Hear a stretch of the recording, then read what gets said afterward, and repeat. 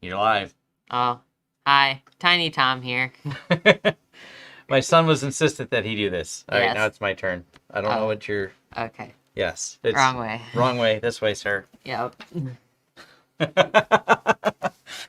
My son is here. He schools remotely, so he schools here. If not, he will goof off somewhere else if no one's watching him. Is this correct? He looks so serious right now. Well, he goof off mode. It's apparently hereditary. It's a problem. Welcome to Vlog Thursday, episode 222. And boy, we have a lot to talk about. My staff knows that my son is sometimes here goofing off as well. Anyways, happy Thursday, everyone. Let me make sure I catch up all the comments. Thank you very much for the donation, Cody. That's much appreciated. Mac Telecom Networks. Keep up the good work. For those of you that don't know, Cody's been working over at his YouTube channel, besides also being an IT vendor like myself and doing lots of good stuff, talking about UniFi and TP-Link, which I'm also, and I didn't review this yet. I've been really busy. If you notice, I haven't done videos lately other than some of my live streams because they don't require as much planning and preparation in terms of like post-production editing. I do have this TP-Link unmanaged switch that I'm going to review, and I've been using TP-Link at my house because I know a few people have asked about that, and the TP-Link usage at my house has been going well, so I will be doing a follow-up usage video. Plus, I learned a lot of little details, so I'm going to put together some stuff, because one thing that TP-Link is super lacking is documentation compared to UniFi. They actually seem to have a lot of functionality. They also have a lot of the same shortcomings, and I talked about that in my video, but they also... they actually do a lot of the things UniFi does. It's just hard to figure out how to do them other than how does UniFi do it?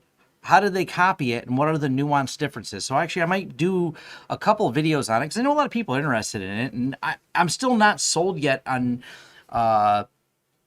whether or not it's a replacement for the enterprise market at all or mid-range market. I'm not going to truly call. I know someone's going to say UniFi is not exactly enterprise. No, but it does fit a lot of the use cases. For example, someone reached out to us today about another 300 access point install.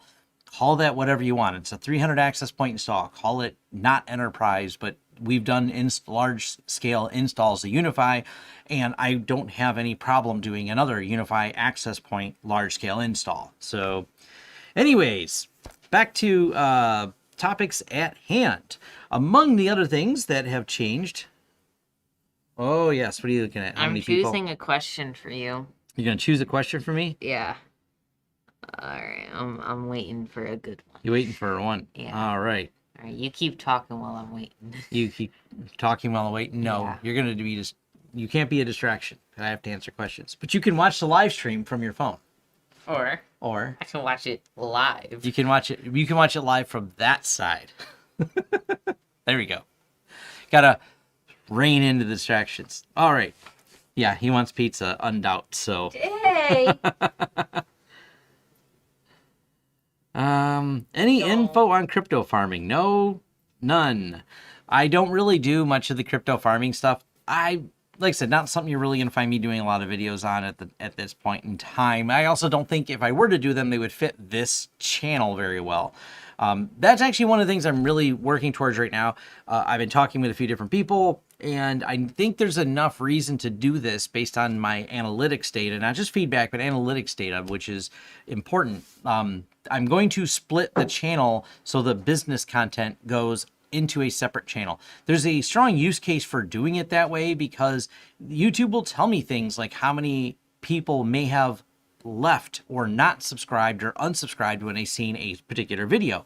The business videos are the lowest gain of subscribers, and it looks like some of the highest loss of subscribers because it's content that's not interesting to people who are here for the tech content.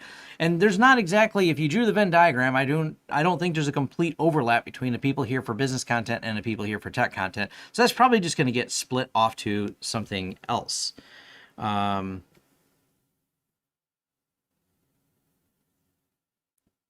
Oh, I didn't know that Twit covered. I will specifically listen to that one. Jason Donefield, the creator of WireGuard, and an interview he did on the Twit network. I'll check that out on Floss Weekly. Floss Weekly 626 is what it says here. That would be very interesting. because I want to know the full story. I know it might be a little bit interesting. I don't like the way people want to go right to the negative and all these people are all terrible and blah, blah, blah. But I, as a business owner, the things I stop and do is ask, how do we move forward? Because we still want this in the BSD kernel. We want it done right in a BSD kernel. We'd like to see it in the BSD kernel and available on all of our devices. So kids, stop fighting for a minute, and how do we get towards that goal? And the problem is people really fixate on the fighting, and I try to fixate on the solution. How do we bring the communities together? And this is something that happens a lot in tech. People want to jump around and commiserate on the problem, but as a person who runs a business, you have to stop that. I mean, don't get me wrong. I bite my tongue because I want to say something snarky a lot and frequently, but I also stop and go, will this get me towards the goal of getting this project done, this thing accomplished? And if it doesn't, then I stop and work towards how can we get everyone together on the same page, as opposed to encouraging the fighting or dogpiling on one person or another. So that's my thoughts on the whole WireGuard incident. Like, I know there's a bunch of stupid happening, but I don't want to focus on that. I want to focus on the going forward. But still, that means listening to all the parties involved, including Jason Domefield. So what does my son think about having a bunch of followers on YouTube? Am I cool, Marcus, because I have YouTube followers? I don't think it makes me any cooler of a dad. Maybe just a little bit cooler. His friends think I'm cool because I have a Tesla. And that's about it. I don't think they put much credit in. If I had more TikTok followers, maybe they'd care. No. No? TikTok cringe. Oh, they would just cringe if I was on TikTok. Been shooting toothpicks. Well, someone asked your opinion, Marcus, on... Hey, hand me that. I am picking up What do you think of your dad having YouTube followers? I don't know. It's a toothpick crossbow. It holds multiple. This is what gets 3D printed in my office. And yes, it shoots toothpicks. Watch. No, don't shoot me. Anyways. All right, sorry for the distractions, folks. The Bearded IT Dad, thank you for the $1 donation. And welcome other channel supporters. Michael R. in here. All right. Will you try a Ceph unit or any other hardware on the 45 drives or any hardware? I am actually going to be I'm reaching out to 45 drives to do a collaboration, and we're going to talk because they're more the Ceph experts, and I want to do a video talking about Ceph. And there's a lot of confusion, and I think the problem comes into too many people think Ceph is the solution for whatever they're trying to do. And it may not be. There's a lot of confusion, and what I want to do is kind of break down a video. I actually have a goal of putting together a lot of graphics to really do a video that starts at the platter, that talks about data on the platter, data on more platters, data on multiple drives, file systems that control those multiple drives, and build all the way up to a high-level view like Ceph, because Ceph is not a file system that goes on a hard drive. There's layers in between, so you always have to decide when you're designing something what is the best methodology. And I will bring on some of the subject matter experts from 45 drives is the goal. They know about this. We're in talks of making this happen, so we can do an in-depth video and answer those questions. Because we had someone reach out to us for consulting, and they put together an idea for the consulting. I'm like, these things don't work together like that. They wanted like Ceph with this, and it was Ceph with XCP-ng. And I'm like, that's not officially supported, and do you really need it? And it comes down to use case, and I'm unclear still because we haven't done the consulting work just yet. But, when we negotiate back and forth of clarification of the client scope of work and client project of putting together these systems, it may not be the solution that they need. It's not that there's anything wrong with Ceph. It's like anything. Is it what you need? And does it fit your use case? But I want to do some videos on that because then I can have some reference when people want to start researching it. I can go like, here's the video, here's the top to bottom on this topic, so you can make a more informed decision before we help you with consulting. Maybe it is the right decision for you, maybe it's not. But yeah, I'd like to do some more videos on that one as well. FCC issues TrendNet. Good story for someone about some shady stuff. I haven't looked in FCC and TrendNet. I haven't looked into that specifically. The things I have looked into, though, and I was kind of ranting a little bit this morning about this, and I'm going to pull up my Twitter because it's the easiest way to get to these. I forgot to pull them up as show notes earlier. I got kind of preoccupied this morning. But as always, I was posting memes on Twitter, but there's some real stuff that I posted as well. Also, I completely misspelled this meme. It says Read Team, so some people caught that. I am not among them. And this started an argument because Office 365 is down again, but people are trying to tell me it doesn't go down as much as G Suite, and I'm like, we manage both client sets. We know when G Suite's down, we know when Office 365 is down because different clients complain. And Office 365 has been down substantially more this year. Matter of fact, they've had a really rough year. But back to what I wanted to talk about here, which was this one right here. No, not this. Well, Sonic Wall too. I think the Sonic Wall definitely it's mentioned, but Qnap. People ask me about Qnap all the time. Now, one of the problems right now with Qnap is they have a massive attack going on their products, and it's probably related to new vulnerability allows complete takeover of device, but this complete takeover of device, the security researcher cannot get, they kept even extending how long they gave Qnap to fix the problem, and they didn't fix it. There's been a lot of security issues lately in the corporate world, and Qnap, okay, and it's not really a corporate product, but this one is the one that really caught me. And this is where, I people say, oh, you talk about pfSense and things like that. And I get it. People were mad about the whole WireGuard thing, but their overall track record at pfSense has been better than PulseSecure's lately. And this is not just a 0-day PulseSecure VPN bypass. This is a no authentication remote code with a CVE score of 10. This is a arbitrary thing. And it's one of those things that's been driving me kind of crazy from the security topic. It's just how security's not only is it not good, it feels like it's getting worse at the corporate level. I'm going to see if I can bring me and my friend, he works for a very large company. He's not allowed to say exactly where he works, but he can talk about what he does. And maybe I can get him to come on the show because he's had, this week he's finishing up a week from hell from all the transitions, but it's fun to talk about all the stories of corporate companies that he works with, such as IBM and Cisco, and the major issues he has with them and some of the problems and challenges of managing. He manages over 150,000 devices. There's a lot that goes into managing 150,000 devices that he's responsible for, and dealing with contracts and dealing with the goof ups and the missteppings of security from these large companies. It's one of those things that there's this weird thing that, if you're spending $3 million a year with Cisco, they're going to provide you good support. He's got stories of in writing of when they didn't. It's just, I think it's kind of an interesting thing because the concept of no one ever got fired from for buying Cisco is really changing, and Cisco is on the edge of losing this contract with them for all their missteps, and they're in writing. So, because when you do that kind of contract, you get that stuff in writing. Hey, thank you, William Duttery. Pick up a bottle of tequila. Thank you. Absolutely. Tequila. Yeah, chicken. Yeah, they good?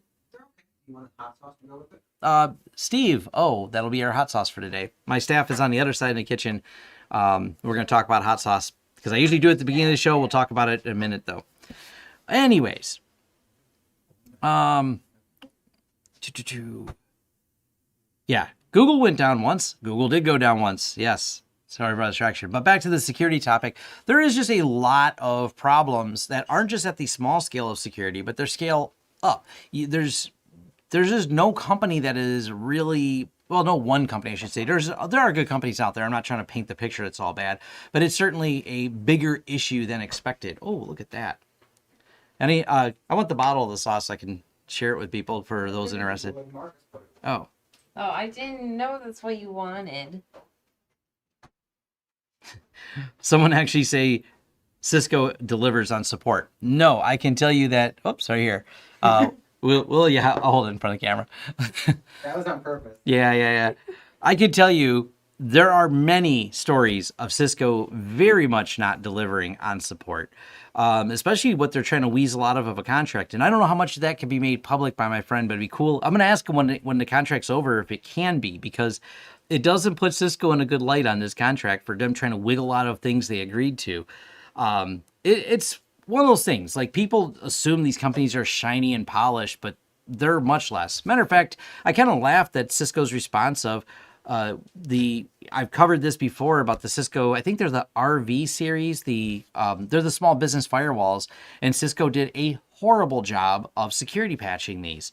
They not only found, researchers didn't only find flaws, Cisco's fix for them was to simply change the user agent codes that could send commands to it, as if that's a fix. All you got to do is change the user agent code again.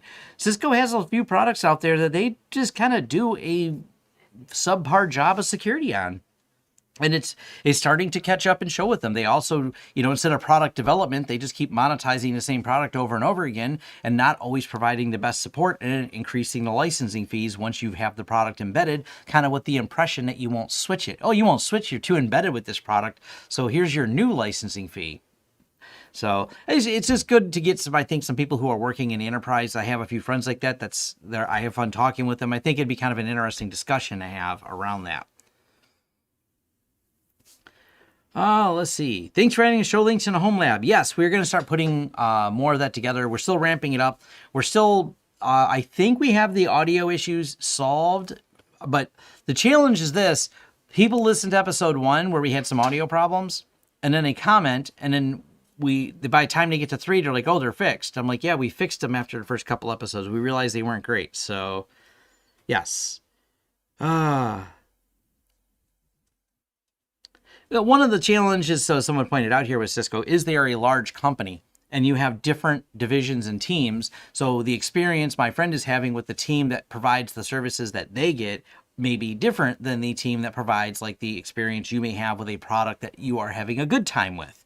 So there is that to take in there. And I've said this before about a lot of companies. When they're that big or they were built, and Cisco's a company built by acquisition because they acquired so many things that may have the Cisco name on it, but it wasn't originally a Cisco product. They brought the product and the team in there. So the support is as good as that team, and it doesn't necessarily as polished as some other function or some other team that they brought that was even better. It's one of those things, it's like a whole lot to talk about, but it's, I think, an interesting topic nonetheless. Now, their equipment, specifically if you talk about Cisco switches and things like that, yes, absolutely, that huge to be able to work with their hardware. If you're very familiar with it, it is a workhorse. A lot of their Cisco switches they're kind of a staple of the enterprise market, and they plug them in, and they usually are pulled out of service because of obsolescence more so than failure. There are certain models, as my Cisco friends have let me know, that do have failure, but yeah, overall. If I didn't say it, the Bearded IT Dad, thank you for the $2 donation. You love all the open source videos. Definitely working on more open source videos.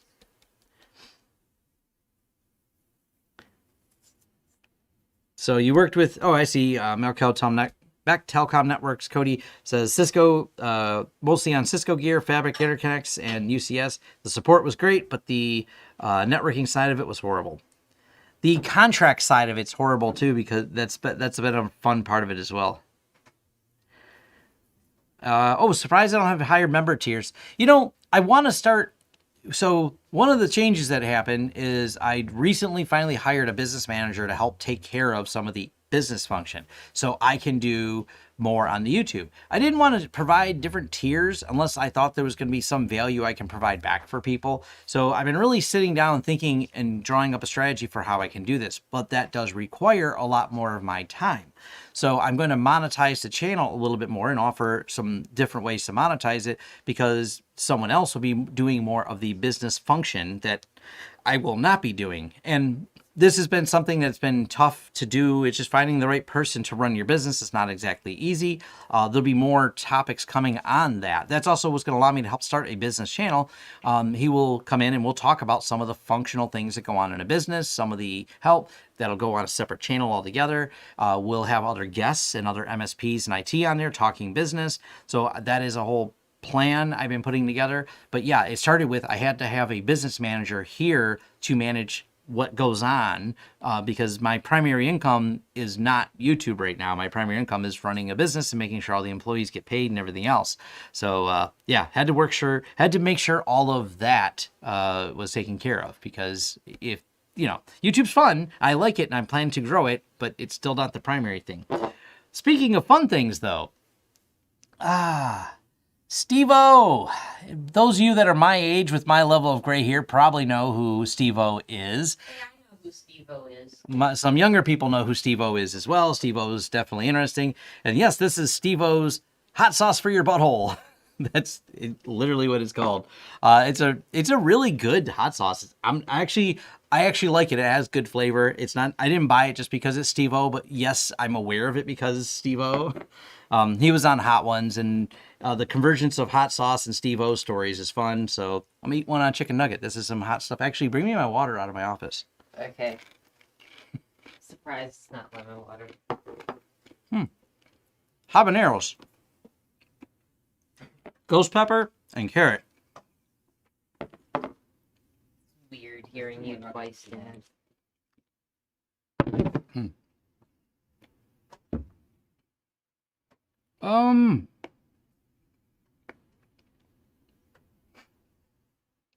Yeah, Cisco bought Linksys to create the home networking version of things, and you're right. And then they sold. I didn't know they sold to Belkin. I knew they got rid of it. I don't remember who they sold to. I didn't know it was Belkin, but yeah. You're right. Those, I don't know, the home networking gear. I get people asking about it. And I know there's probably an audience for it, but that's not the audience I'm trying to curate. Like, people will say, hey, Tom, can you review like the ASUS router or something like that? And I'm like, I just don't do the home gear. Thank you, Marcus. I just don't do the home gear equipment. I don't plan to get into it. The same thing goes, people ask me about the Firewalla, I think it's called. It looks like a neat piece of home gear. I don't think it's something the audience that I'm working towards is interested in. It's something that, it's a cool little firewall you can control with your phone, but that's all I really know about it. I've read the reviews. It looks novel, but it's not something I would use, so I don't really talk about it. It's the same reason I don't talk about the I think it's OpenWRT, which I used to play with it forever ago when it came out. I thought it was cool, but to me, going with something like pfSense, Untangle, or some of the other open source firewalls makes more sense to me. And it's not something I really want to get into. And the prices have come down substantially on all the different networking gear. I even commented, I have one sitting here, even Cisco. These are the Catalyst 1000s. These are, good warranty. I did a review of these. These Catalyst 1000s offer decent warranty, good solid Cisco gear, metal box, and it's a few $100. I mean, this is not home level prices for a switch, but it's not outrageously priced. It's not like $1,000 type of device. So the gear has become a lot less expensive to get some quality gear to build out your home network with, and that is kind of a market. I really like the home lab market. Me and Jay have been really thrilled with the success so far of the home lab podcast, and that's a market we really like, because the home lab people usually have one foot in the home lab with either the goal of going enterprise or work in the enterprise market, and that's part of the reason they have a home lab to test things. There's a huge crossover on that. Do we have any customers using Nextcloud? We have 0 business clients using Nextcloud.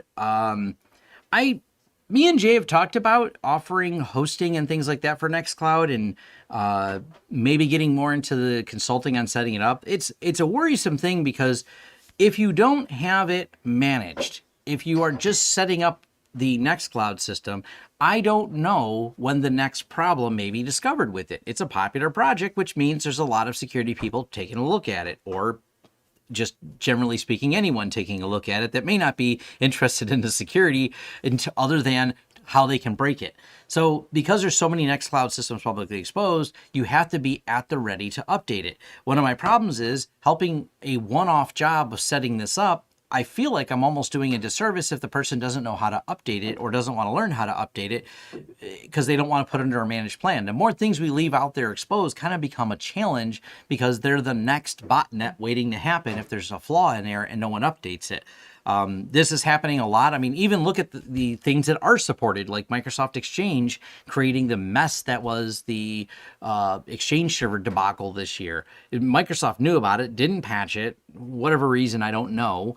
They sat on their hands on it, and it turned into quite the disaster before the patches came out, to the point of the recently revealed information of the FBI was logging in and patching servers. The whole thing's just a giant disaster. So and you take something like a whole bunch of people just installing Nextcloud because they want to avoid having their data in Office 365 or avoid having G Suite, one of the commercially offered services.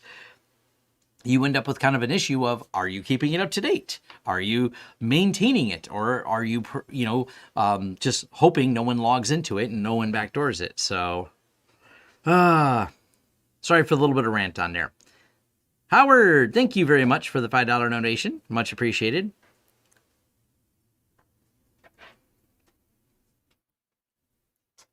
Some people hate Meraki. Okay, I get it. People using UniFi and Juniper. Yeah, Juniper seems pretty popular. Me and Jay talked about Proxmox and XCP-NG. Jay just knows it, so he stayed with it, but he's talked about switching. He's gone back and forth. He's loaded both. He just has everything currently set up in Proxmox, so that's where it is. He's used to using it. Proxmox has better Docker support than XCP-NG, so there's that. If you're in, Jay does use Docker much more than I do. Jay from Learn Linux TV, just so I'm always clear on that. You can go to Learn Linux TV. He's got a whole series on Proxmox, and I believe he's got some series on Docker, and he's got a series of new videos coming out. I know because me and Jay hang out on Tuesdays where we dive into and talk tech, and then Wednesday is when we're doing the Home Lab show.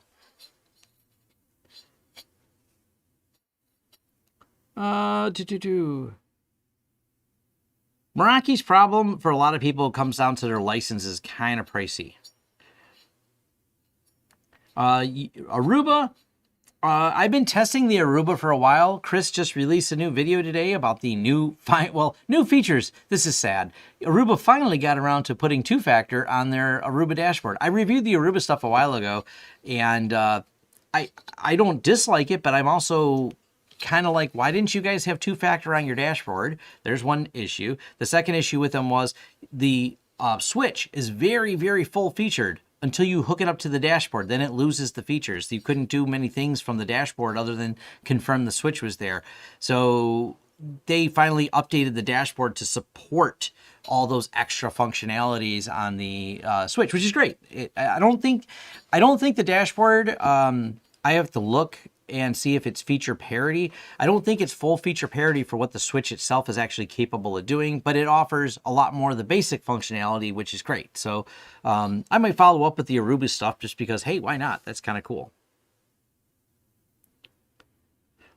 Okay, Aruba old style, not the instant on. Okay, that's another one too. And I haven't figured this out, but I got to look up the model numbers because Aruba's website's very much less than clear on this. Aruba does have some devices that offer self-hosted controllers. So I wouldn't mind maybe getting some of those and trying them out and demoing them, because I think there's a lot of people interested in stuff that doesn't force you to tie to their cloud or has local interfaces. So it might be something worth looking at.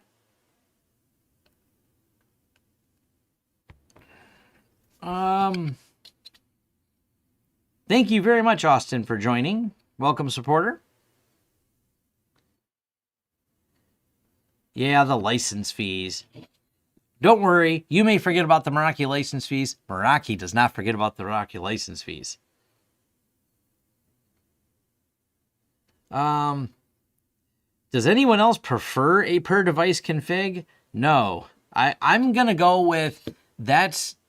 The goal is when you're managing things at scale, you almost always are going to want a way to manage them at scale. It's not as doing everything on a per device basis, like for us, for the hundreds of switches and hundreds of access points, and or maybe even thousands. I don't even have a count right now in my head exactly how many are in there, but trying to manage everyone's individually by going into each access point and each switch would be tedious. It would take so much more management time to manage all the clients. Being able to go through a dashboard, see what's up, see what's down, notice when something's there. Matter of fact, we just did a client. They just contacted us that we manage them. I'm going to do a video about it soon. But we updated all their equipment again. They're a sports team, so they actually have all their equipment turned off during the off season. They just had everything turned back on. We logged in and pushed all the firmware updates and everything else. It's so much easier to do that through something like a UniFi dashboard than it would be to log into their network, get into every one of their switches, every one of their access points, every one of their devices, and push all the firmware updates. Would have been tedious. Them turning it on and seeing everything go green in a UniFi dashboard, and then us just hitting upgrade on all of them and watching them all update, that's way easier. If you're just running your home network, it might be fine. So to do a single one, but yeah, if you're not doing that, it's just, yeah. Same with zero touch provisioning. That's one of the things I want to cover when I compare TP-Link to UniFi. The provisioning is definitely easier on UniFi. UniFi just feels like more polished. We were kind of joking and saying TP-Link is like the Wish version of UniFi. It has a lot of similar features, but there's the details and the polish isn't quite there.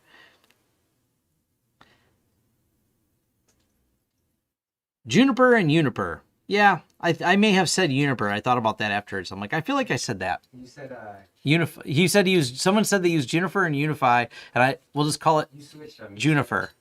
Uniper and Unify, I think you said. Juniper and UniFi. It's a new company.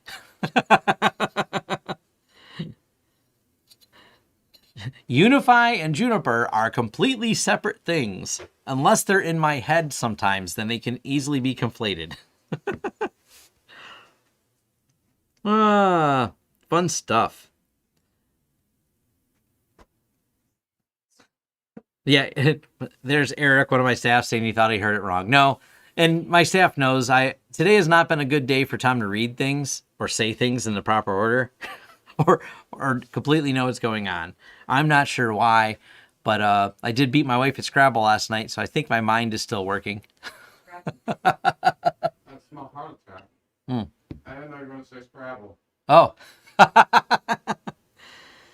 They're eating in the kitchen over there. The sound cancellation is great. You probably couldn't hear that they were first running the air fryer, too, just generally making noise over there. And at least one of them's ruffling a bag of chips. Do you offer services in the DC area? We do not go. Well, if you're buying, I'm flying. I mean, I'll fly wherever if someone wants to pay the fee. Mostly we do our work remotely, so we don't necessarily go places unless, and this does happen sometimes, people want to pay for the drive time or flight time to get to somewhere outside of our service area. Physically, we service we'll just say within 60 miles here of where our office is, so right around the greater Detroit area. That's where our physical service area is. Remotely, we service everywhere. We don't have any geographic restrictions on that. We've serviced companies in Australia. We service companies in the UK, France. We have some regular companies that we service in Sweden. So yeah, it's really not a problem to service someone who's outside of the area, provided it's work we can do remotely. Someone says, copyright those names. Maybe. Do you still like the open StarTech racks? I haven't really had any complaints about them. They seem to work fine. We had a lot of them. Oh, let's see. IRS. I don't know what IRS. Oh, IRS needs to make a visit? Oh. I'm not sure what that means. It's tax season. I know that. I just finished all my taxes. For those of you here in the United States that are aware, we got an extension from when we can file them. And outside of, well, most is picked up now, but I had to go through and deal with taxes. I don't like taxes. Not a big fan. Taxes due on my birthday again. No. But taxes are never any fun, and lot of complexity. We'll just say that, a lot of complexity. When you own a business, the complexity level goes up. When you sell a house and buy a house, the complexity goes up. So there was a lot more paperwork this year in my taxes. How do you start remotely when starting a network from the beginning? If the network's starting from the beginning, usually it starts with a planning. We can put like a network in a box. We've had companies contact us where we'll build out the firewall, we'll build out the switch, and we'll label things. So sometimes people hire us to build a network that way, but then we leave it up to them to install it. So that does require that they have some knowledge of how to plug things in. It's kind of a balance of if someone goes, I want you to do it all remotely, but I'm not even wanting to plug it in, then I'm not really probably not the best person for that. If the job is big enough, we have a remote team we will work with, but the job has to be worth it for them to load up the vehicles and drive out there. We work with some teams on that, but I mean, as long as those projects are worth it. They are usually projects that are bid well over $10,000+ because it takes a lot to get a crew out there. So they're not going to come out there and run a small network. It's going to be a big network. Those jobs kind of go up from there. Does anyone really like taxes? Oh, my accountant seems quite fond of the complex accounting situations that are required to file taxes. It's weird because the complexity of most of our tax system mostly supports companies such as, any of the online tax filing services, Quicken, and I can't remember the name of the other one. And then the accounting industry is not just an accounting industry, it's a tax filing industry based on the level of complexity that our taxes have and all the forms and understanding all those forms. It's not worth my time to learn the complexities. It's easier to outsource it, but that means I have to pay someone for that outsourced knowledge. Yeah, so I don't like it, but anyone working in the accounting industry, they like it a lot. That's my guess. That must be why they work in that industry.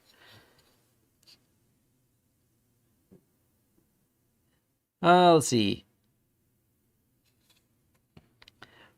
Sonic Wall. I have never used a Sonic Wall switch, only Sonic Wall firewalls.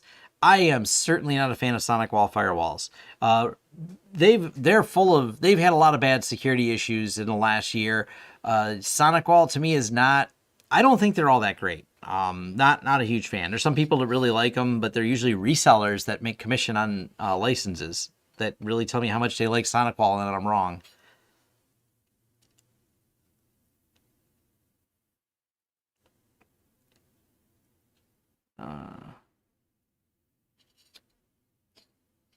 Let's see. Yes, Quicken and them do lobby to keep the tax code very complicated. You're not wrong. How do you become a member of this channel? I don't know where it is on the phone app, but if you go to the my main YouTube channel, when you hit subscribe, there's an option to become a member on there. I do not know Zerto. You wanted a job as an accountant. Well, I'm the wrong channel for that. Hopefully you're into tech now. As long as someone's on site to rack up and provide access to you, you can configure the network from anywhere. Yes. Yeah, that is a lot of what we do. Like I said, we will definitely we can definitely put together and label networks, and we've done that for clients. Some of the things when I've posted pictures on my Twitter and things like that of all I look over towards the tech area over there. That's where we'll build those out. Sometimes we build them out in the studio area because it's a larger project, and we don't mind boxing it back up and shipping it to someone to get that going. On pfSense firewalls, do the appliances from Netgate boot any faster than the DIY? No, not necessarily. The DIY ones generally boot really fast, provided you use fast hardware. There's not much of a difference. I mean, if you're using one of the Netgate devices, let's see if there's one within my reach. If you're using a lot of the Netgate devices, they generally boot fast because they're optimized for doing pfSense, but when you look at the ones that are x86 based, they're not much different than hardware you can buy. So if you bought similar spec hardware, you'd find the yours boots just as fast. The advantage some of them do have is they don't have like a whole BIOS boot screen, post screen, so they're going right in. Also, if you buy some of the like the more enterprise type or server motherboards, they generally have a much longer boot process, not when it gets to the hard drive, but when it first turns on, where they go through like a self-test mode, and that self-test mode can sometimes delay the boot times. But I never really think much about boot times because I don't reboot pfSense very often at all. Almost, other than for updates, I can't really think of times I reboot it. Updates or the occasional troubleshooting of, I don't know what's wrong, let's reboot this thing.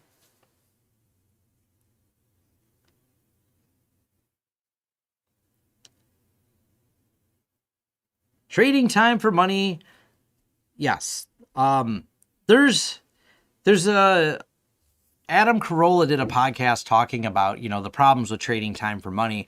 That's one of the reasons you have to charge a lot when you're trading time for money versus why we offer like our managed services plans to clients where it's more of a subscription base, because we're trading value for service. So that is a better model to work towards. But the big problem is when someone says, can you help me configure my firewall?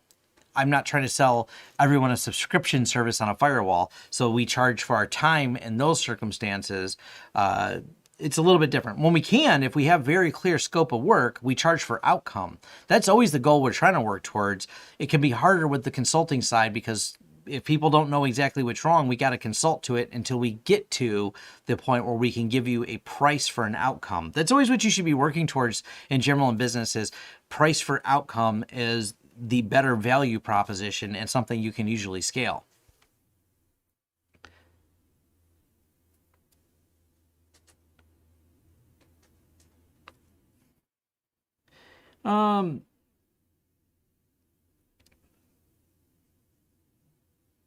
Any recommendations for vertical cable managements for a 2-post rack? I guess I need to know what you're trying to do. Usually we'll just get some Velcro and tie it along the sides. They make, I don't see if there's any on my rack. I don't see any right now. I'd show you. A lot of the racks have the little hooks that go in the sides so you can put the cable inside of there. You can also get the, what are they called? The Panduit, I want to call them I call them finger boxes. I don't think that's what they're called. I know what they look like. I know we order them, but the name eludes me at the moment. They're kind of a cable management that goes on the side of a 2-post rack. You can go on a 4-post rack as well. We've definitely put those in, and I got covers over it. I'm trying to remember. I have a video I did where I have a picture of us setting one of those up, but the name of the part eludes me at the moment. Someone will say in the chat, I'm sure. But if you type in rack cable management and like if you go to Panduit, like their site, you can usually find a bunch of different things for cable management and figure out which is the one that fits what you're looking to do.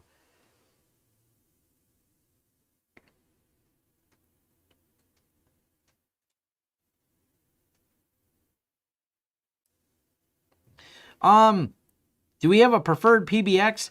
Internally we're using free PBX. Externally, sometimes we've just been farming that out because it's not our specialty to do phones, but we do some of them. We usually handle like on the back end. We use VoIP MS for the back end, like to port the numbers and provide what they refer to as the dial tone service. But VoIP MS will provide dial tone service to whatever device you need it to. You can either have a bunch of phones talking direct. No, I don't like Cisco phones. I will at least say that.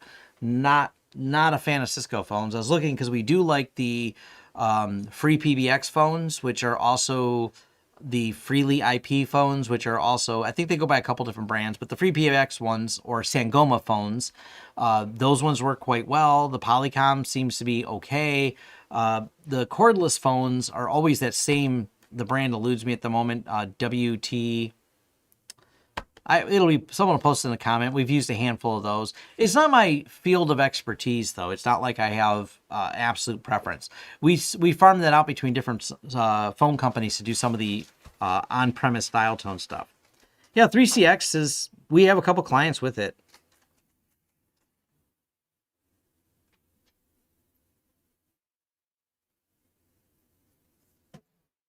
Yay Link. So, yep, Yay Link phones. Yay.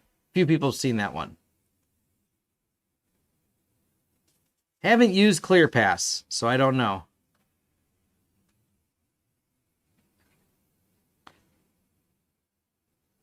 There's a lot of them out there. I'm not the biggest fan, like I said, of dealing with phones. They're kind of I don't like them that much. I so much prefer email myself, to be honest with you. Email, like when someone says I want to schedule a phone call with you, I'm like, don't you mean some type of digital conferencing method? Like the least used function of this device is talking to people via a old 7-digit number. That is, I get so few phone calls. I get like, my dad calls me, and that's about it. Most of the time, like, I expect a digital type of call. I actually do call on Signal though. So Signal calls. I talked to Xavier for over an hour on Signal the other day. Me and Xavier were talking, having fun, talking business, and I'm trying to get him to get some more content. He's working on some big things.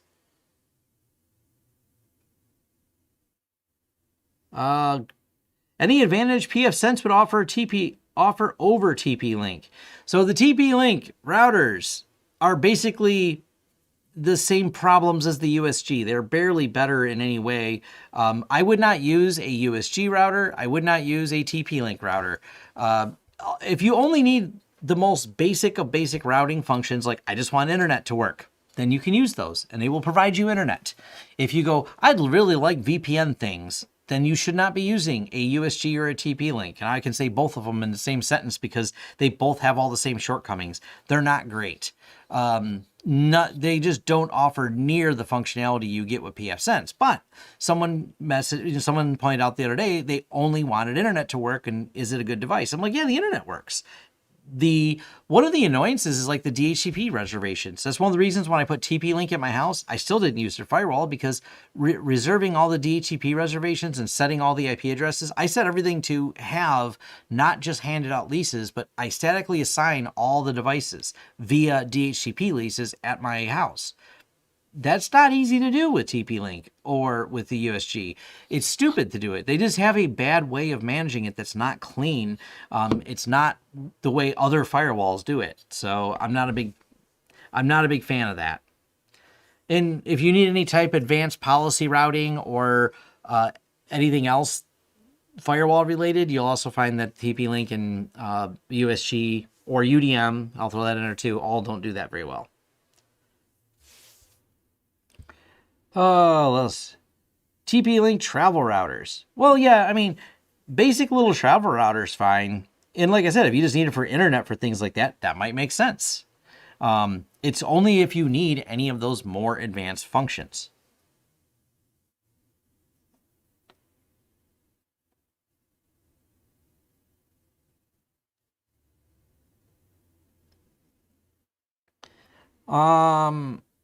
You're having trouble with Hyper-V on two T440s. I don't use Hyper-V that much at all, if ever, so I don't know. The only times we ever use Hyper-V is to run Windows inside of Windows. I've never even tried to use Linux. I know Linux is supported in Hyper-V. I'm not saying it's not. I'm just don't know. I don't use it, so really not sure. Yeah, a lot of people like the Palo Alto stuff. Palo Alto is also based on BSD, similar to the way it's handled with pfSense. Palo Alto also, if I'm not mistaken, still does an XML file, which allows you for some configuration changes that you can download the XML file, modify it, and upload it. I've been told that I've not done it, but I've told that's one of the cool things you can do with it. Is their XML is relatively easy to read and easy to understand. Palo Alto's not cheap, but as far as I know, they make some really good gear.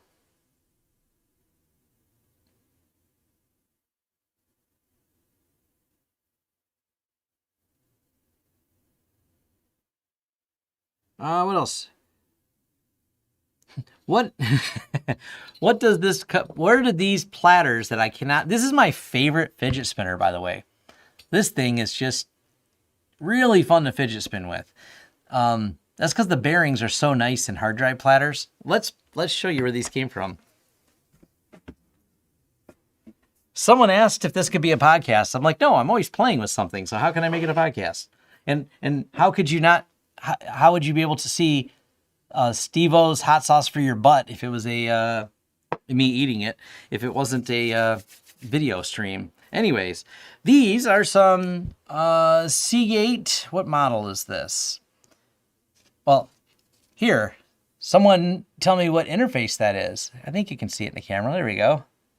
Anyone recognize that interface? That gives you an idea of how old these drives are. Yeah, that's definitely old school interface. But nonetheless, these are old Barracuda Seagate drives, and they're the multi-platter. Well, these are noisy when they fire up. I haven't fired one up in a while, so I don't think I have the right adapter to fire it up anymore, because they don't have the, as you can tell, the way these sleds came in with this. Yeah, it's a SCSI adapter, but it's the one that had the power and everything inside of it. So they were part of what went in for the trays. I can't remember what server this came out of. I thought the drives are cool, so we kept a couple of them laying around. And yeah, we pulled the platter out of one of them because the platters are so heavy. These drives weigh a lot. Like these are really heavy, but they're pretty cool.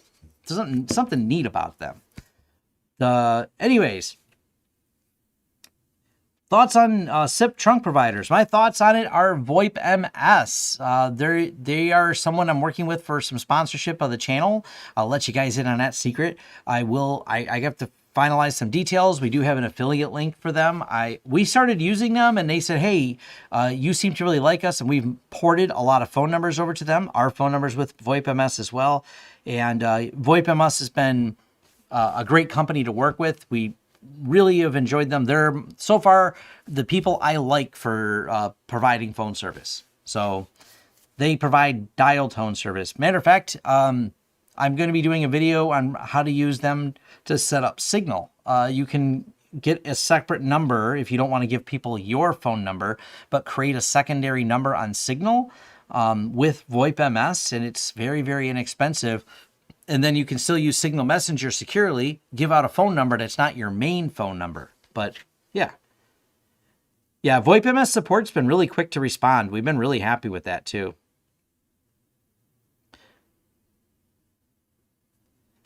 Because that's a big piece of it too, is whether or not they're actually responsive. Some people are not.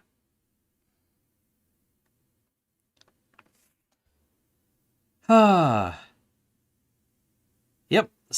The span bam hammer has been dropped.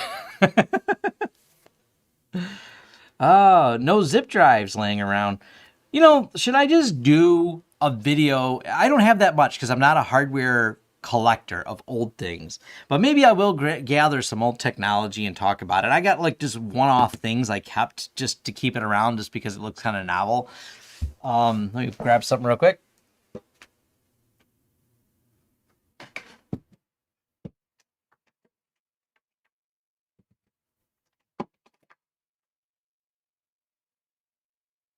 Thought I had more stuff up behind me. There's a shelf above my head, but you know, there are some nostalgic things I keep. I was an avid reader for years of the 2600 publication, the 2600 Hacker Quarterly, and been a huge fan of this for a long time. So I have like some of this old stuff I wouldn't mind. I thought about kind of doing kind of an old school video because I've been in the tech a long time, and this does include my ventures in the tech, but I also have some random miscellaneous things that I've kept for over 20 plus years that does include digital copies of some of the magazines back when they used to come on CD. I was going through, when I was digging through my paperwork, I have files. I still have my offer letter from my corporate job from 1999. And I try to keep everything nice, neat, and organized in little folders and stuff like that. So I still have all that. So I thought it might be some fun where I dive into some of the old tech that Tom has and my knowledge I have of it or why I kept it. I think it's kind of neat to talk about it. I'm not going to be able to go as in depth as the 8-bit guy. Love that channel. His YouTube channel really dives in depth on some of those. And of course, there's like the gamer historian. And Jay from Learn Linux TV is also quite the historian when it comes to some of the gaming systems as well. There's all kinds of fun little facets. I like the history of technology. I always find it really, really interesting. 50 500 gig SATAs, would that be the world's weirdest home NAS build. Might be a fun one. I kind of like the idea. I have several tours. I have one I've done this year, 2021 office tour. If you type that in on my channel, you will find a office tour. The office here is all of about 2,000 square feet. It is really not that big. I think it's a little under, like maybe 1,800 square feet. It's not that big of a space. People think it's bigger than it is. It's just not. It doesn't require that big of a building to do what we do. Oh man, tape backups. I used to manage a lot of tape backups. I think I threw out all the tape backup equipment though. Oh, wish list for the future? That's a long topic. I don't even know where to start on that one. Do you have floppy drives? Yes, I do. I did not work on PDP or VAX. That's before my time. My first tech job was more related to removing old Twinax. If you're familiar with the Twinax, the token ring, I worked on some of that stuff very leasy. I used to do, I worked, one of the jobs I had briefly was working for a tech company that had muxing. I think they're called muxing systems. They were dial-in banks, and they had a bank of modems that they would dial into to talk to Unix servers, and they would run terminals at our location. So basically the business would dial in, and over one dial-up connection, you had these mux boxes, and they would split out 4 to 8 connections, depending on the business, to all the different point of sale terminals. I used to set those up and program them. Yeah, BNC networking. Those are with the terminators and the resistors on them. Those are definitely different. Good old days of coax networking, jazz drives. Oh, the robot swapping drives. You can find some video of that. Yes. Yeah, there was we've come a long way in technology of, especially ease of use. There was a lot more getting those stupid little BNC connectors and troubleshooting them was kind of just challenging back then. It's so much simpler now with the link lights and everything else. It's just, it took a lot of knowledge. Not to mention, you had 2 factors of problems. You had first getting the BNC connector and everything set up, but you also had, if you remember back this long ago, for those of you that had to work with ISA bus, you had to set with jumpers the IRQs, because this is before plug and play. And when plug and play first came out, it really quickly became plug and pray because it just didn't work as well as it should. Like any new technology, it was really rough around the edges. So we still preferred to manually set all the different addresses on the devices. And then they started coming out with devices where I could set them with a config.sys and autoexec.bat. I could push parameters in to set the different IRQs on there and the DMA channels for like the sound cards. And I was always like, why can't I just define it by putting a jumper on there? Because then I know where it's at rather than defining it with software where it may get goofed up. So, oh, dip switches. Yes. Yep. Fun stuff. IRQ and DMA. Hey, and 3Com, 3C509, man, that was the nick. Someone wants to know how old I am? About roughly 45. I'm in the mid... the 5-0's creeping up on me, but not quite yet. Extended memory, setting config CSS, EMM. Yes, for sure. Those are always fun. I still remember a decent amount of that. Let's see. If I would have lived in your neighborhood, Tom, I would have certainly gave you a visit. Yeah, I used to... Yeah, I've been into tech for a long time. I started with my first computer was all the way back in the TRS-80. So I started in the 80s because the TRS-80 came out in the 70s. I did not have the kind of money it took to buy that. Well, my family didn't. I didn't have any money. I was a kid. And, but later, when Radio Shack was clearancing them out in the later 80s, I was able to get one. My parents were able to buy one on clearance for me. So... Oh yes, double space and stacker for MS-DOS. Gotta mention both. Yeah, it's pretty neat. You know, looking the evolution of technology is really a lot of fun, and I think putting some YouTube videos together on that might be fun because it's another way to historically archive that information. Because at some point, someone will take that YouTube video and whatever platform, or if YouTube continues on, or if another platform comes after it, the digital information will get transformed over again. But you know, it's always we're creating data at a rate that humans and in general, we're creating a data at a rate right now that is pretty incredible. And I'm always wondering what of the data we created will be archived and be remembered on, because this wasn't really possible by the general public. We understand a lot of things from the 1920s through maybe films that were made, but the general public didn't have the same ability or access to make all that film. Now we can create 4K film on a phone, or 4K video content, I should say, not film anymore. So it's kind of neat to think about what the evolution and what will be saved 20, 30 years from now. What will survive? Will that one TikTok video with the cat be the one that someone's looking at 20 years from now? Or the more serious content? Or will the movies slowly be forgotten and lost into the past? So... And I mean, there's not many people who probably still have their Encarta encyclopedias on a series of CDs, and you used to have to load the first one, and it would tell you what different CD to put in later when you wanted to look at it. Now we just go to Wikipedia, and it's instant. Input on Datto networking. Rhett told me in between Meraki and Ubiquiti, wondering how it stacks up. So I've actually not used directly any of the Datto stuff. I sounds like that assessment is reasonably accurate. People seem to think it's pretty basic when the Datto stuff. I've never really used it enough to tell you. The people that like it are usually all in on all the other Datto products. So they stay with the Datto networking because it all ties into their Datto RMM, their Datto dashboard. My understanding from them, at least, Datto's done a good job with their integration, which is cool. Great. That integration is nice and tight, so they stay with it.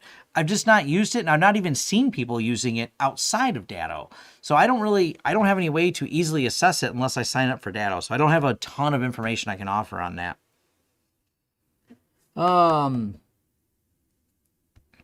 Yeah. Datto started as a backup company. I don't know what started. I don't know it's the only thing they did. Datto was made well known for being a backup company. Then they took and invested that money they were making on the backups and bought other products and built all the other suite, like the RMM. Like their Wi-Fi and some of their networking gear was bought from other companies. It wasn't like Datto ground up invented it. Like their Wi-Fi was bought from OpenMesh.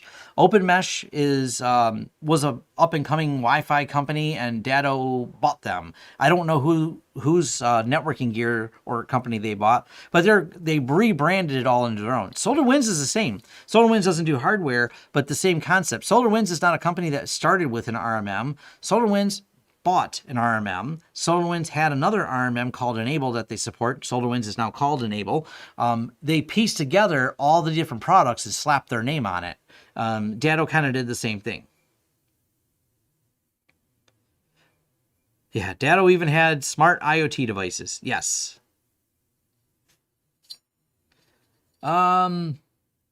Mostly we are, so what else we have in here? For the backups, we're still using SolarWinds. I thought about doing an updated video on most of our tech stack to kind of cover that, so I could just reference people what we're doing in 2021, because we've mostly settled on what we do right now. But yeah, SolarWinds is still one of our go-to backup services because it's we were doing a couple different things, and we've consolidated a lot of it for many clients if they want us to manage it and they want us to babysit it, as I would put it. If you want managed backups, we throw it in a SolarWinds stack, so everything's in one dashboard, single pane of glass. We can verify that all the backups are done. We can get any type of alerts or monitoring if any of the backups fail. We have a clear single pane of glass, as people like to say, of all the tie-in for that. So that's one of the reasons we like it. When someone says, hey, I'd like to use a different backup solution, but I'd like to have you monitor it, we have to hit them with a fee that's kind of high to monitor a one-off, because with the SolarWinds, we're distributing the cost across us looking at one dashboard. If I have to then look at one other dashboard, or when someone wants to build their own local solution, and Synology makes a great way to do backups. You can back up a Synology to a Synology. Synology can make images of computers. Synology is a nice, solid solution. But if you want me to watch and babysit your Synology solution running in-house, that requires more labor on my part. Therefore, I have to charge for it. So that's something, that's one of the reasons we go with, the general set them up on SolarWinds backup.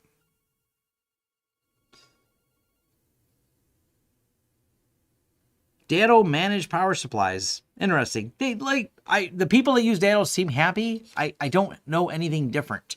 I had one person reach out to me that was wanting me to talk to about some of the UniFi stuff compared to Datto. They thought Datto wasn't innovating very much anymore. That was their opinion. They were an outfit that was huge too.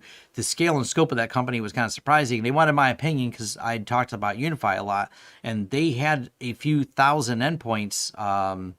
They were internally managed, but they were all Datto, so they had a lot of endpoints with Datto stuff on it. So I was like, you got a few thousand switches and even more Wi-Fi units, and they're all Datto, and you're asking about UniFi. That's interesting. I'm sure Datto's nervous because that's a lot of Datto equipment that you have there, sir.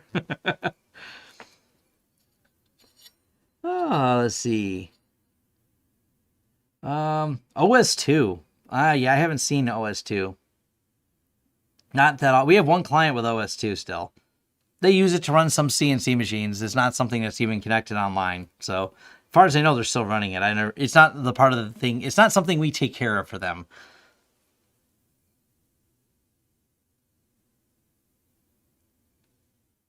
Oh, what else?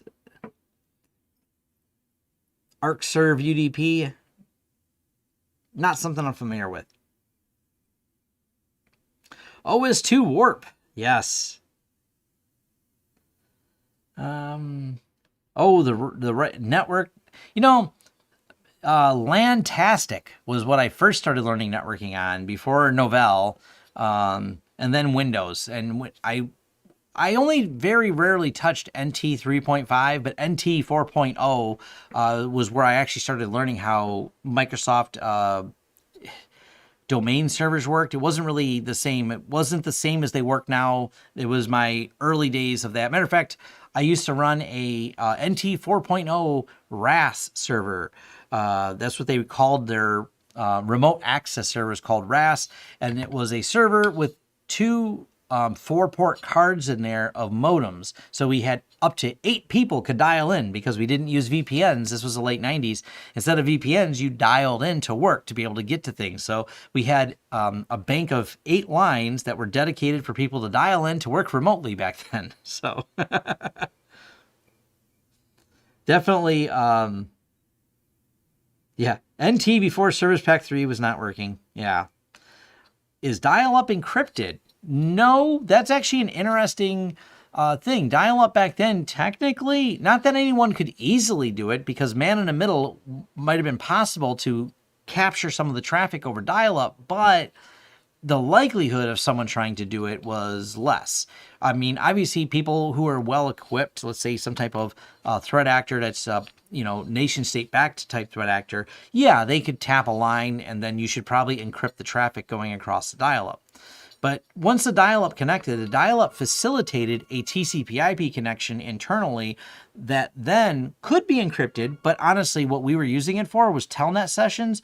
So you would dial in and then use telnet sessions to actually make the connections to the servers that we were running. Matter of fact, they were WISE terminal emulation. WISE 60 terminal emulation is what we used to run internally, and that runs over a telnet port. Because I was IBM AIX administrator, where the actual server was. That was part of my job I did back then.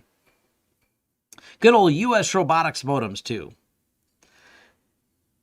There is a video, and I can't find it right now, but I tweeted it out a while ago, and it was about someone dialing in, a hacker dialing in to a system. It's a hacker story from the 90s, and I wonder if I can find enough details to send it over to Jack Resider at Darknet Diaries, and that might be kind of cool for him to dive into it. But there's a video chronicling what they had to do watching a series of modem banks, and they had to tap their own modems and do a printout of each one of them to see the person logging in to figure out where they were logging in from. It's actually kind of fun.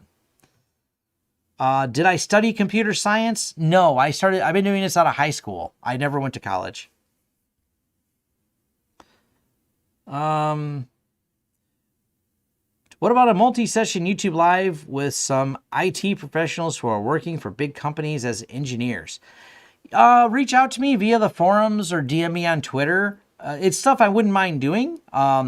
Finding people who can't, I mentioned my friend may want to come on the channel. It might be something I want to do. It's something I don't know if he can do. He's not even allowed to post on LinkedIn where he works. He is not allowed to list the company he works for. So he has to be hush about a lot of it because he works in security. I don't know. I don't mind if there's something of value to talk about. I definitely don't mind doing it. So as long as the content's interesting and related to my channel, that seems to make sense to me for bringing it on the channel. You know, I've had Dan Barrera on here twice. Dan Barrera is the person who certifies the cabling standards. Literally the guy who he's one of the people on the certification voting committee who ratifies the standards. So Dan's been on my channel twice, and we talked about cabling standards and how they become cabling standards. So yeah, if you're a subject matter expert on something, I don't mind at all having someone on my channel to discuss a topic that you're passionate about, or a subject matter expert that is an interest for people on this channel. Netgate plus Aruba Instant On. You know, my only problem I didn't like about the Aruba was the fact that it was tied to their dashboard, but it seems to be a pretty good product. It seems to be a pretty reliable product. My friend's company uses a lot of Aruba. He says they use it because it works. It's not been a headache for him. It's just been a good, solid, trouble-free system. My testing with Aruba has all gone well. I haven't had any issues with it, so yeah. Yeah, those old phone line modems and things like that. Someone says they can take a beating. Honestly, it's been 20 years, since I've really managed any of those. But if I found one and turned it on, I'm positive it would work perfectly fine. They were very well-made pieces of equipment. Before things were made in mass, they were made better, generally speaking, not always the case. But a lot of that equipment was designed with a very long life cycle. They didn't make it like, hey, it only has to last a couple years and a new technology will replace it. The iteration of technology has gone faster and faster compared to the way it is right now, where it's really fast. So back then, it was slow. And if you bought a modem, that modem could last you quite a number of years. And, we used those modems from the 90s into the early 2000s before, things started ramping up. To where you had I was there before constant on internet connections were something everybody had. Remember, a lot of people were still dialing up back then.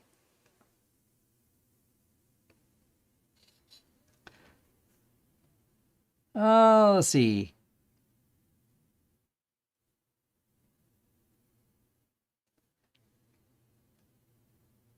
Someone said they deployed the Aruba Ion systems. I haven't looked at that particular system, but I think Aruba seems to be, they're not the hated network vendor. We'll at least give them that.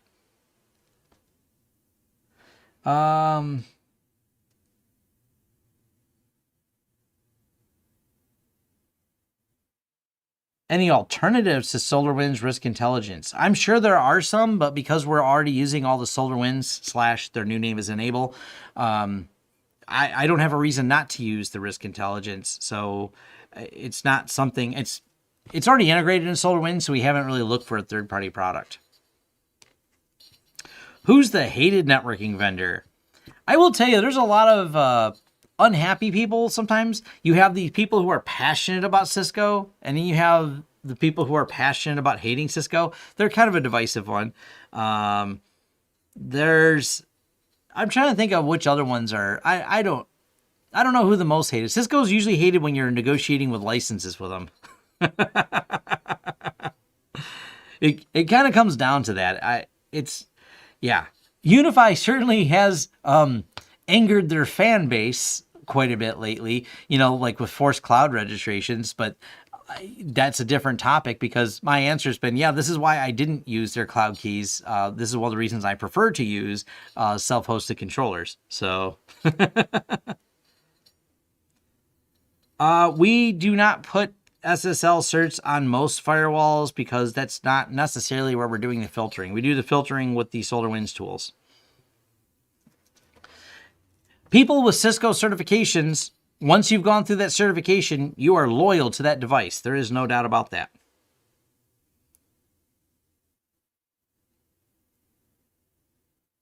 Yes, there is the sunken clause,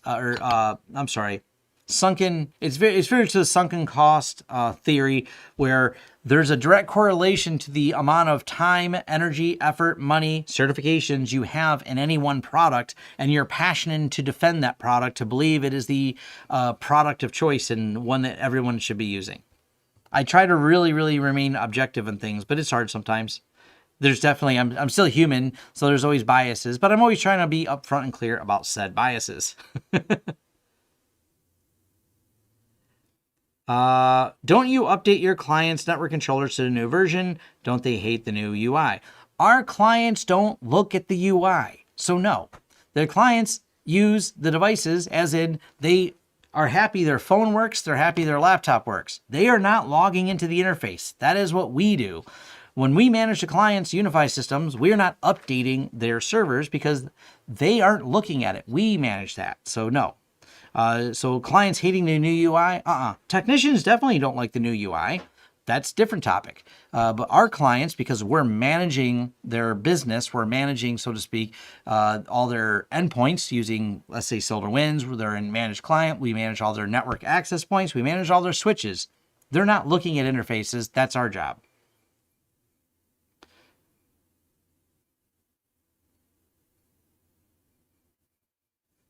What else do we have? Hayes rack mount modems. Oh, I remember the Hayes modems, man. Hayes and US Robotics were the king of the modems, man. Cisco certified, but not loyal. That's funny. Apple network server. I do not do any Apple stuff. I mean, I'm aware Apple made a network server. I don't really, I never was an Apple person. Not my wheelhouse. Some people love them. Some people love them a lot. I've been kind of indifferent to Apple because I just don't use it.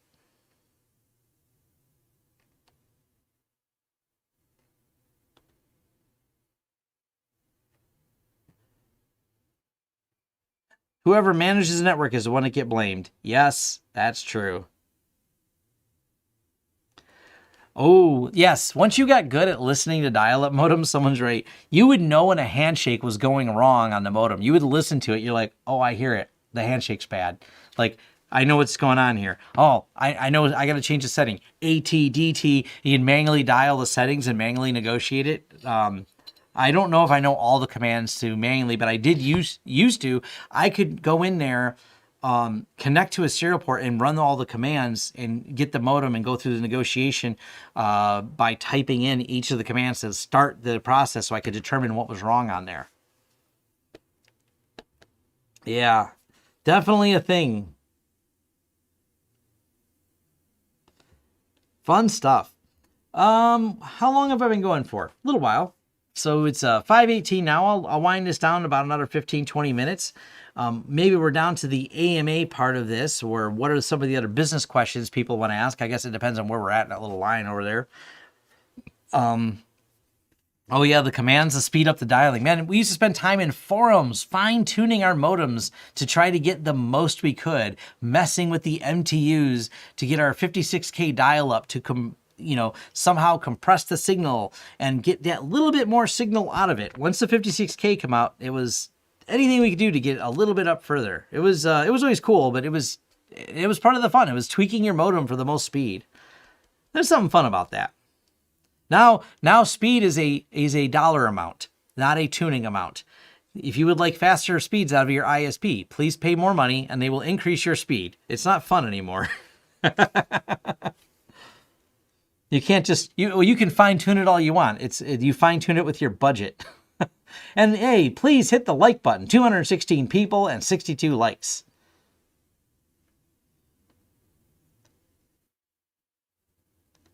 Let's see. While you guys are hitting the like button, let me grab something.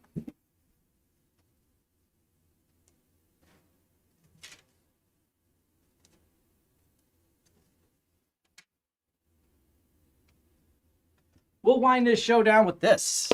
We have some gear, so we can at least. I'll poke at this while you guys come things. I mean, I have some AMD processors. You guys remember when these? Yes, and you're probably going, Tom, that's an Intel processor. It is not an Intel processor. AMD used to make these cartridge ones too. I said I had a few old things floating around here. Little mini hard drives. Intel processor on a stick. So if you remember any of those. Yeah, this might be fun to go down all of these. Do I have floppy drives? Look at that. Probably still works. These things are awesome, man. Yeah, those are pretty cool. Let's see. That's old. That's ancient. Yes, it is. More floppies.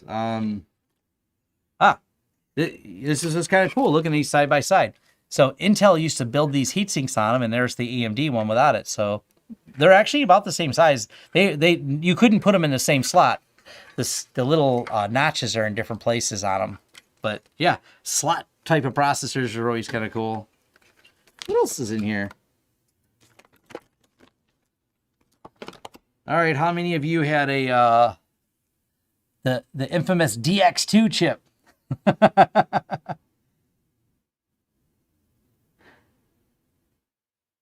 What else do we have? Oh, I don't have a Cyrix chip. The Cyrix chips are cool. There's actually a video that I have in my, I should watch it later. It's the history of Cyrix. Someone did a history video on their equipment, which I thought was kind of cool. Oh, here's a one for you. Anyone ever buy one of those Intel overdrive chips? I don't have any 8-inch floppies. I remember seeing them in school, but I've never owned an 8-inch floppy. What else do we got in here? I think that's all that's ancient in this particular box. Yeah, the rest of the stuff's not old. This is just miscellaneous. I don't know why this is in here. This all isn't mine. This is actually one of my staff. I think this is all his. Some of his stuff he's got kicking around here. He says it's on a box on the shelf. I'm not sure why. I just know where it is. It's still cool. I guess put the floppy disk in there too. I know there's a couple nostalgia channels that do cover old system builds and things like that using these old parts, and I think it's something pretty novel. I've thought about setting up. I mean, I like the emulators, like game emulators. That's awesome. I've talked about that before, even on a channel like, the retro gaming. But I also like some of the retro computer emulating stuff, like your old C64, TRS-80s. Those are kind of fun to play with too. This novel stuff. The 387 math coprocessor. Oh yeah, good stuff. We're up to 95 likes. Is there any other business questions for Tom? Or do we just want to keep playing with old hardware? This is cool. You put this in your dry bay, I guess. I think that, I don't know why it's in here. It's a tray. So you can just have things that you put inside your computer case because you have a 5 1/4. And you didn't know what to do with the hole that was left from your 5 1/4 CD-ROM that's obsolete. Or your 5 1/4 hard drive that's obsolete.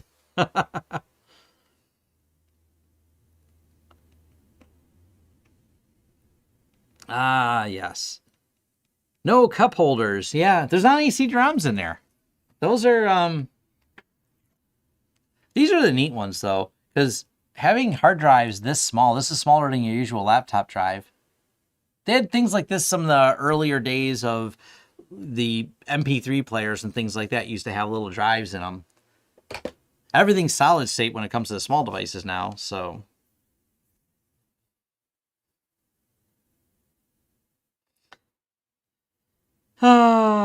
Temple OS and the story behind it is interesting. I think it's been more covered. It's been covered well by enough people that I don't think I'm going to add any value to it. So, ooh, do certs help your business? That depends. Generally speaking, no. I'm not certified, and as a business owner, that doesn't come up. The only time people ask me if a business owner should be certified is when they're asking about starting a business. But it's not necessary to have certs to start a business. But there are certain companies and vendors that may offer your company discounts for having someone certified on your team. So that might be an issue. Or some companies will list you in their directory if you're certified in their product. So there are some advantages to doing things like that, like those type of advantages. The customers rarely ask if you're certified. That's just not something that really comes up very often.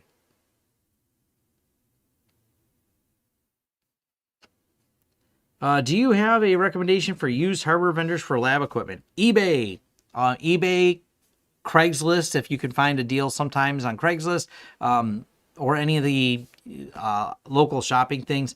So, yeah.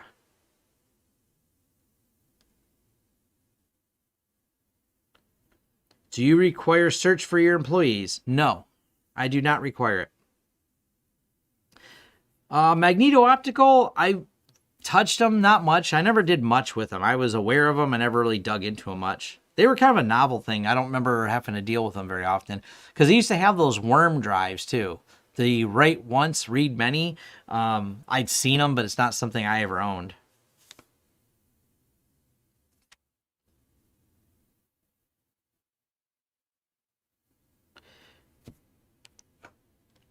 I don't ever recommend Qnap. But I don't recommend Qnap for anything. Synology does make some higher end storage servers that can probably handle some really heavy workloads. I'm not a big fan of the Qnap. So, the bearded IT dad, how are your networking clients doing during these what is it? I'm trying. What's the phrasing I see everyone say? During these trying times of 2020. We'll just say that because we can't say that word, or somehow YouTube will say, no, you're saying bad things. Anyways, how are your networking clients doing? Good. We were really busy in 2020 because some projects at the beginning of 2020 got shut down. Later, they got ramped back up. So even with people working from home, we're still doing a surprisingly high number of network installs, physical layer installs locally here in the Detroit area. We just comply with all the restrictions and rules as needed and go forward. Overall, as a company, 2020 was a big growth year for us because so many people required our expertise to re-engineer networks to get people working remotely. So, overall, my company did well because of the niche we're in was in demand and still is here in 2021. So hopefully that makes sense. And I hope I answered that for you.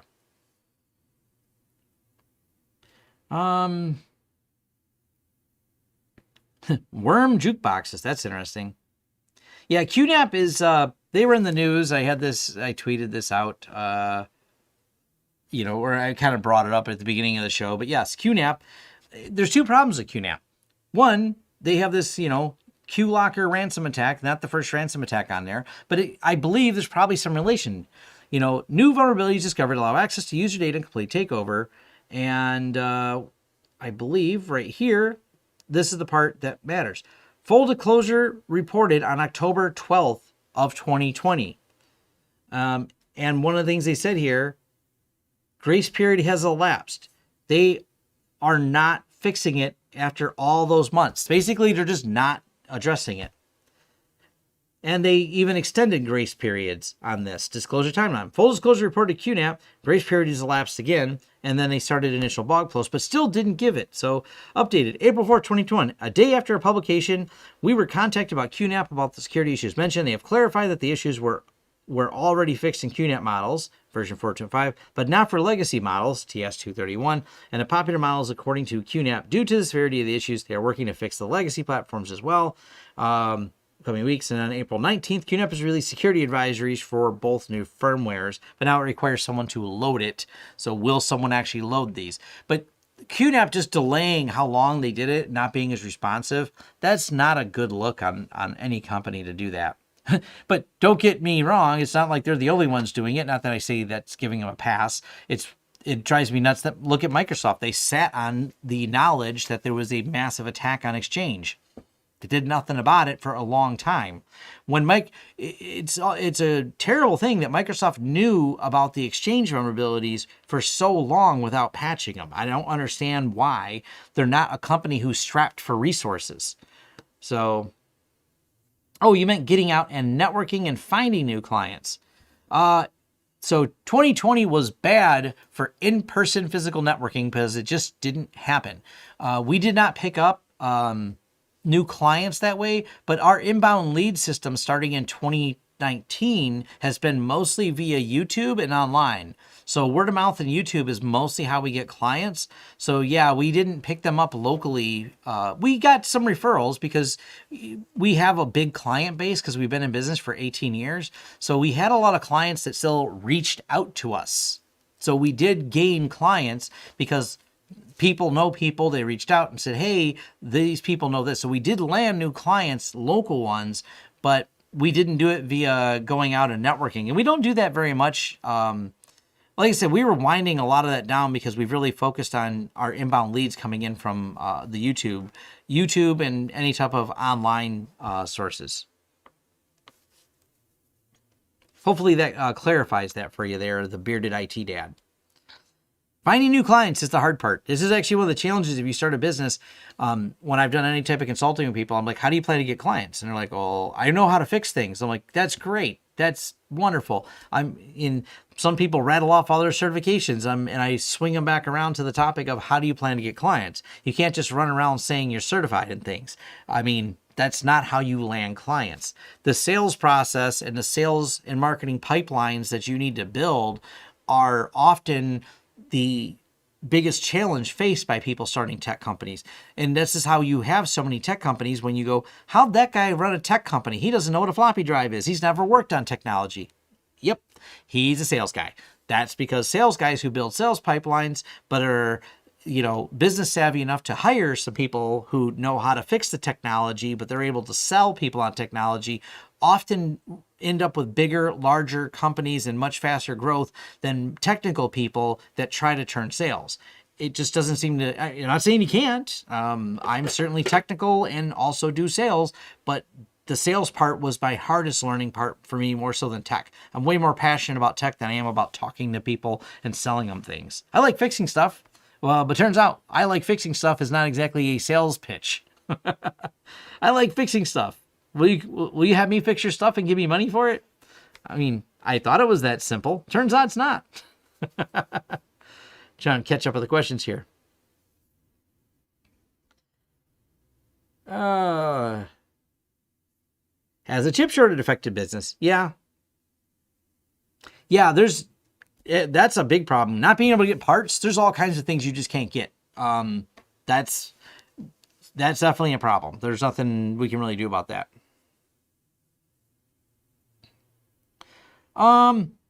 We still sell a lot of the UniFi camera systems because they just work so well for customers.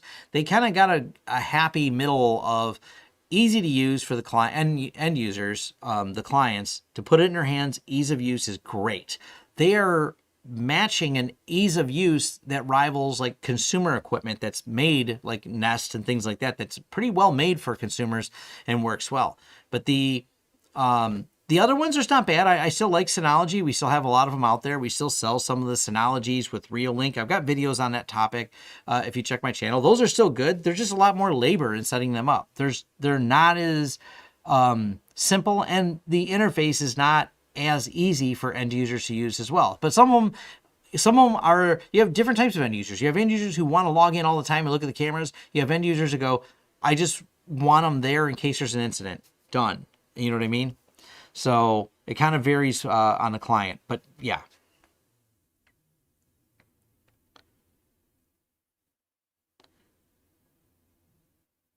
fixing stuff, but yeah, selling things to technical people because you're selling toolkits like they do in iFixit, or offering the tutorials on how to fix it and then offering the tools, that's not bad. So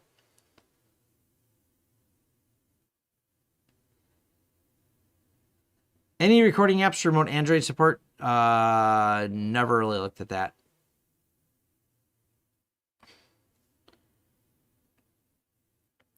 What's the worst cabling gore that you've ever seen?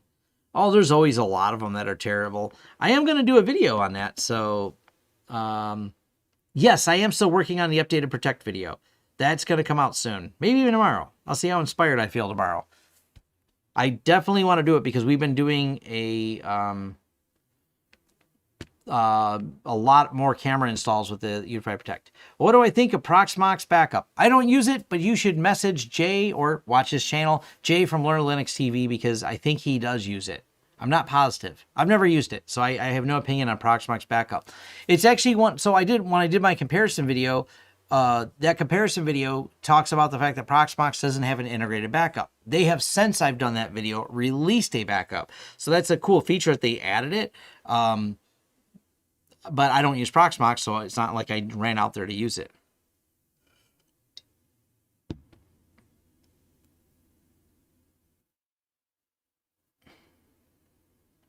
Yeah.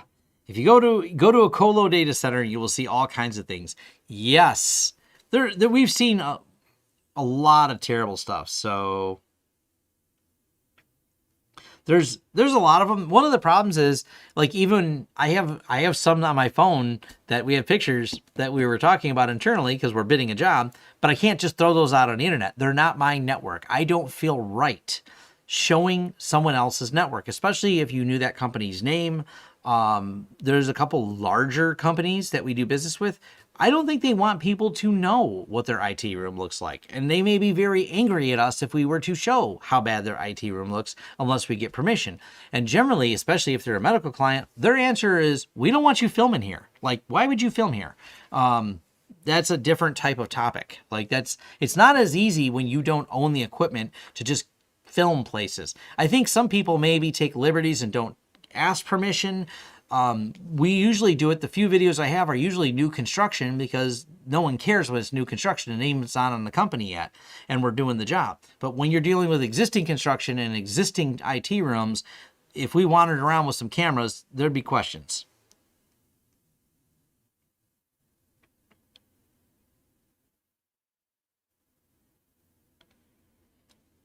Yeah, there's a forum post ongoing about the things, about the WireGuard getting integrated into pfSense as a add-on package. So I'm very aware of it, and it's matter of fact, the person reached out to me, and there are posts inside of my forums on that exact topic. I've been tweeting it out. So oh yeah, Colo's data centers, they're especially picky. You have to get lawyers of the data center sometimes to give you it's okay to film these things, but we want to review it before you post it type stuff. So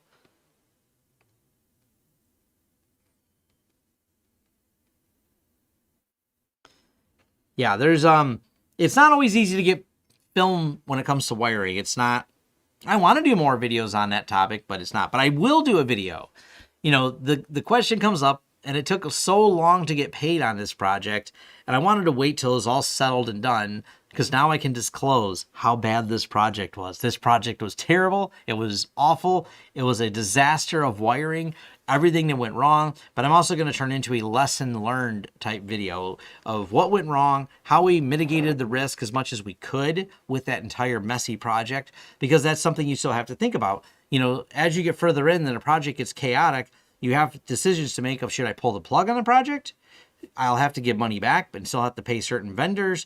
Where are the risks? What do we do to get this project finished? Is it possible to finish this project? Because the vendor has clearly gone off the rails. So it's going to be kind of a fun networking nightmare where a lot of things went wrong because so many things were changed so dynamically on the job after it was bid. And you're going, yeah, that's called scope creep. You bill for it. Billing for it wasn't exactly the only issue. There were unrealistic things being asked to be done. And this was 3 separate server rooms essentially in one building with 3 different demarcs and wiring and cabling locations. And each one kept getting, they moved where things were after we wired them, and then still wanted the project to have the same deadline. That's not realistic. That's not scope creep. That's, what the hell are you thinking? So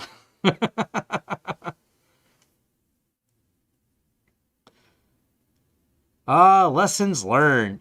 That's always the goal, is I want to teach people something. It's not just to rant about things that are bad. I think too many people get caught up in that. Like I said, they want to rant and people get enraged, but where's the action item? How do you plan to improve the situation? I like thinking always from that perspective, because that is the ultimate goal. How do we make this better? How do we improve this situation? How do we learn from it? If nothing else, this disaster should at least teach me something. Maybe someone else won't have this same disaster occur, and they can have a lesson learned from it as well. All right. There we go. All right. Make sure none of those are really important. So I don't use Tink. I have not used it. People who I have no information on it. I don't have an interest in setting it up. It's a neat VPN service. I read about it. Looks cool. TINC, it is available on pfSense, but not one I've ever used. So what else do we got here? Rolling down to the end. Anything else for the good of the class so I can wind this down? As I have some things I'm going to go do, and I bet my son wants food if I had to guess. I don't even really have to ask him. If he wanders from the other room, he'll come over here and probably want food. What about OpenSense? Someone had to ask it. I don't know. If OpenSense is what makes you happy, use OpenSense. It's way better than a Linksys router. So use what makes you happy. I tell people that a lot. I don't try to gatekeep. There's that weird tech assumption. Well, if Tom doesn't use it, he must hate it. No, I don't hate the things I don't use. Some of them I just didn't use. So if you'd like using them, use them. If they work for you and you're familiar with the product, that is better than you trying to use a product you're not familiar with and potentially causing a problem or an outage or a security problem because you didn't understand how to use a product. That's a big factor that matters. You should close every stream with a different hot sauce. I try to mention a different hot sauce. While you guys are bashing a like button, we'll mention one more hot sauce. 1 second.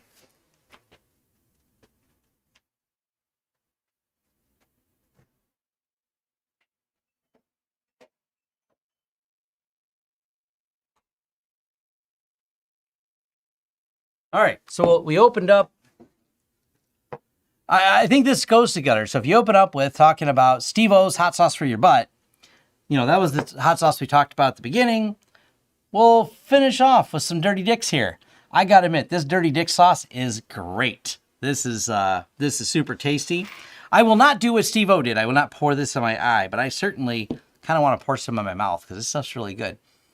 Highly recommend the Dirty Dick sauce. I believe you can find this on Amazon. We have, one of my staff, I think he's watching this in our room. Kyle, did you update the hot sauce page lately? We should probably throw a few things on there, including Steve-O's hot sauce for your butt. I think that just seems like a fun hot sauce to throw on our page because why not? Bearded IT Dad, thank you very much for the donation. Hopefully I answered all your questions.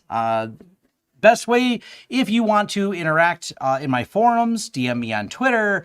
I'm fine with those things. I don't do tech support over Twitter, but people that want to say hi, I don't mind. Even on Discord. I'm very randomly on Discord. I'm trying to get better at that. I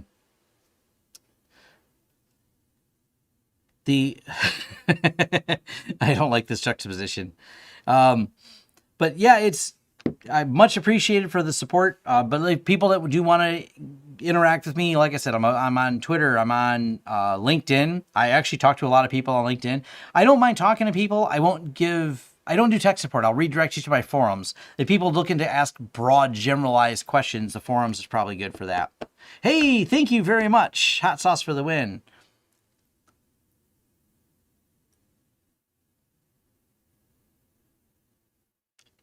No, it's not bad. Dirty Dicks is good. Tom ended the live stream by putting Dirty Dicks in his mouth. We'll just leave it at that. See, Dirty Dick's hot sauce, man. This is good stuff. All right, I'm gonna stop. Drink a little water. Thank you, everyone, for joining. There are hot sauce links. Yes, there's an actual page on my website. Well, actually, let me show everyone so they know. So if we go to the website, we'll pull up lawrencesystems.com. We have a hot sauce page. Literally, there's a hot sauce page, guys. Check it out. There's hot sauces on here you can buy, or just ones we like. Sometimes, like, I do like the Buffalo Wild Wing sauce. This is an honest page. This is not sponsored at all. I bet these companies don't even know it's on here. Gator Hammock, Dirty Dicks, Secret Aardvark. You know, I haven't bought any Secret Aardvark. Texas Pete, Truff Sauce, Valentina's Salsa Picante. Just good stuff. Just good stuff. We like these. Bravado Spice Collection. Amazing. These are just hot sauces we like. I'm not paid by any of these companies to say it. But if any of them are watching, whoever makes Dirty Dicks, send me some Dirty Dicks. I like their name. In case anyone couldn't tell. All right. Later. Thanks for watching.